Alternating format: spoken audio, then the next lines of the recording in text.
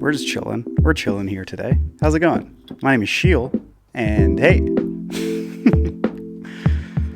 run that back. Hey, my name is Sheel, and I recently shot my first roll of Portra 400. Ain't that wild?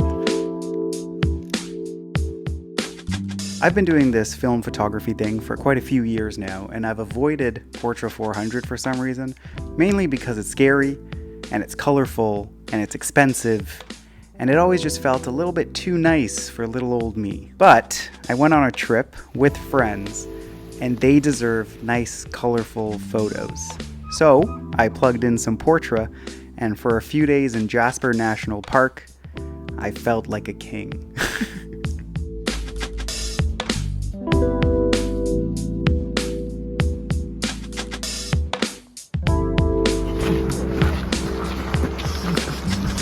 We're doing it.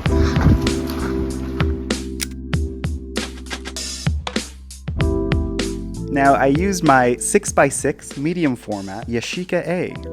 Old trusty. It's been doing well. It lost a little bit of leather on the front here, but it's still working well. And I got 11 photos out of it because I goofed on one of them. So let's start off on this first day by going to Mount Edith Cavell, also what we called Mount Henry Cavell, because of the similarity.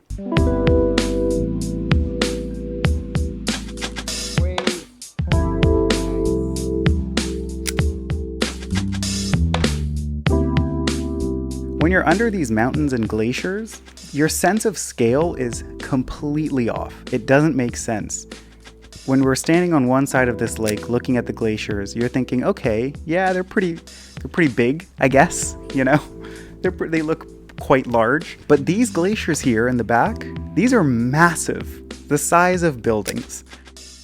It took about 20 minutes to hike from one side of the lake to the other. It's 500 meters. It is so far, but it doesn't look like that. We did buy some cheap inflatable boats when we were out there, and I'm so glad we did because we made it our mission to set sail on glacial waters that no other sailor has ever sailed. We wanted to touch a glacier, and we did, and it was magnificent. Iceberg. Glacier. Lake. A true historic Canadian heritage moment here. I want to know who the last couple of people were to ever be on this lake. We'll never know. And Portra is, as advertised, quite nice.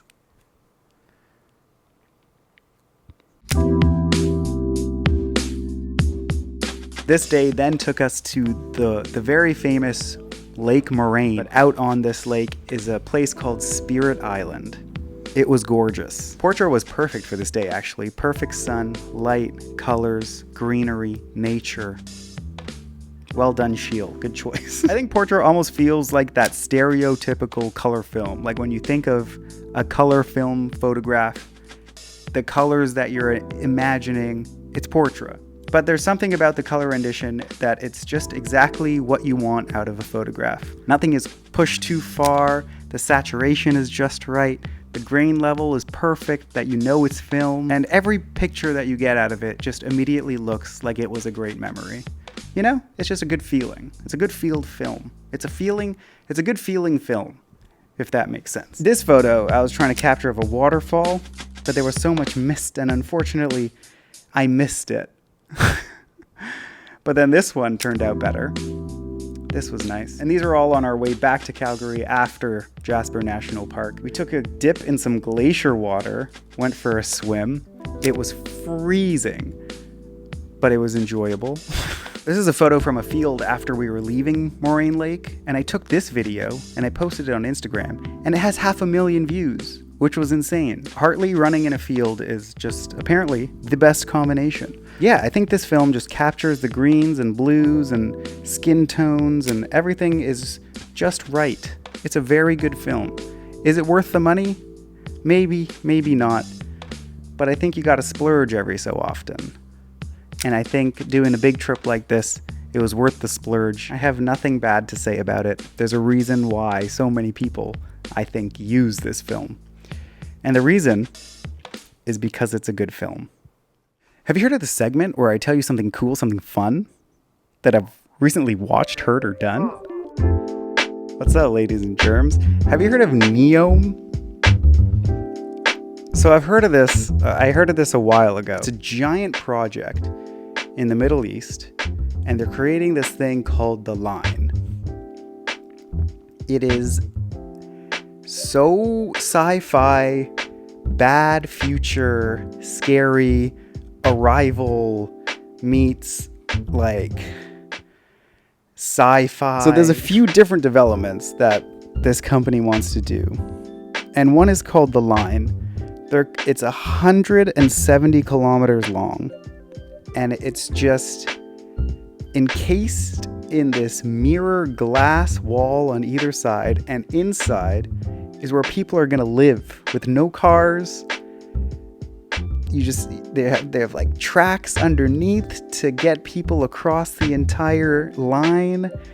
It's going to supposedly run on 100% renewable energy. It is a huge development that looks absolutely scary and freaky for real.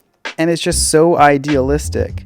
And when you're looking through the website, you're like, this is crazy. There's no way people are going to live like this. Like, just stacked up on each other. No, like, access to the world. You're kind of just in this contained box. It's supposed to just be like it. Like, this looks like a freaking Star Wars thing. This looks straight out of Star Wars. That looks Star Wars. And you're thinking, what is this? This can't be real. Who's building this, you know? And then you go to Google Maps. and you're searching up, oh, where is it? Let me see where is it going to be? And then you see this and you're like, oh, what's this? Is this construction?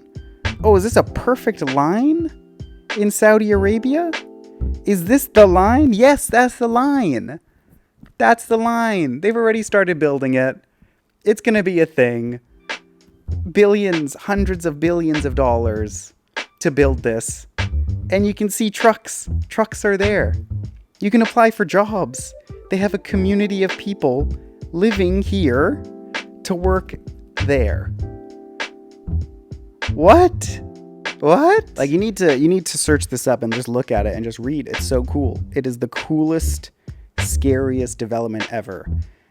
And then meanwhile, just up north from there is another development. Same people.